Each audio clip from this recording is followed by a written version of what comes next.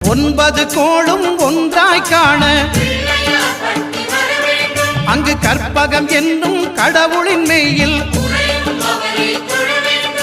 சூரியன் முதலாய் 9 கிரகமும் பலவித குணங்களை கொண்டிருக்கும் எங்கள் கற்பக தருவில் அவை வரும்போது ஒன்றாய் சேர்ந்து பலனளிக்கும்.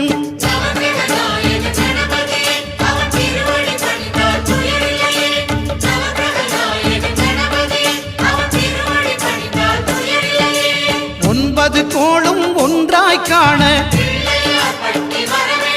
அங்கு கற்பகம் என்னும் கடவுளின் மெய்யில்